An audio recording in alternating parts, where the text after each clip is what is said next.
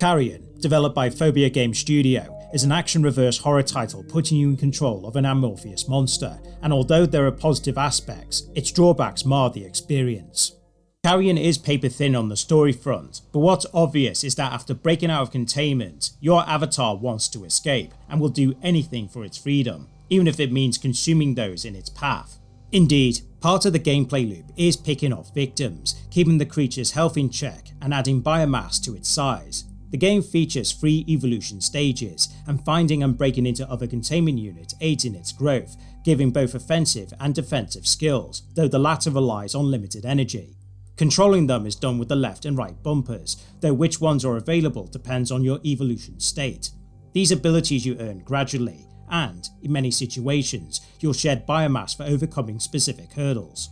Moving around is done with the left analog stick, whereas the right controls where the monster's tendril is aiming, important when grappling with anything via the right trigger.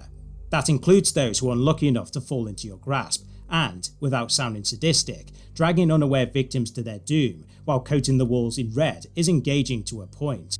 Carrion also illustrates that, despite being dangerous, you're vulnerable under sustained fire.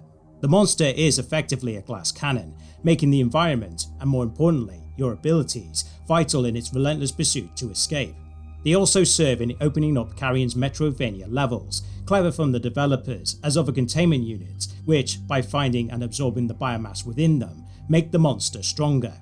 Unfortunately, aside from those that are essential, the others don't have significance, and even if they did, remembering their location is frustrating because Carrion doesn't feature a map whatsoever. You could say having no map makes sense, because you're controlling a creature that functions on instinct, and just like it, you're working on how to escape. But even if this was the developer's intention, any idea shouldn't be at the expense of player enjoyment.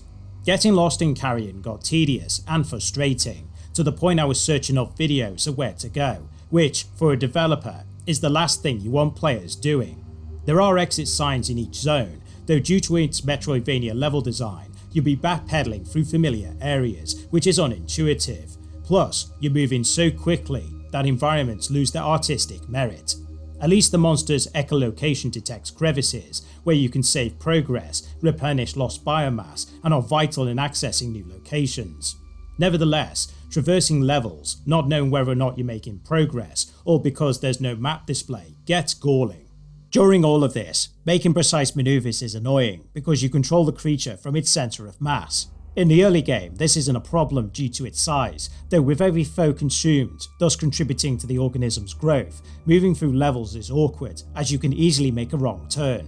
Even if you could tolerate this and its other flaws, combat soon becomes dreary, and while its puzzles punctuate between engagements, many of them result in flicking switches to open doors. The story is not anything special because what's here is shallow, eventually culminating in an anticlimactic ending since there's no final boss. Actually, the game doesn't feature any bosses throughout its entire duration.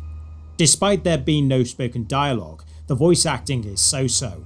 On the one hand, the screams of your victims embellish how dangerous the monster is, however, they don't always accurately reflect their inevitable demise. It's a shame because the sound effects do a brilliant job enhancing its presentation, where it's the sound of crunching corpses or the rattling chains as you navigate towards freedom. The music is also great, a mixture of foreboding ambience fused with tracks conveying a sense of tension and fear, while the animations are superb, especially the creature with its multiple eyes, maws and tentacles that can latch onto any surface, leaving blood wherever it goes. Carrion initially makes you feel like an unstoppable killing machine. The organism's abilities having more than one purpose are ingenious, and the animations are excellent, not to mention parts of its presentation embellish the experience. But it doesn't take long for its shortcomings to materialise, like the story not leaving a lasting impression, manoeuvring around can be a hassle, and most of all, having no map has a severe knock-on effect on the whole game. It's one of those titles you play once, only to put it down afterwards and never return. Carrion provides a violent time. Too bad its issues are difficult to stomach.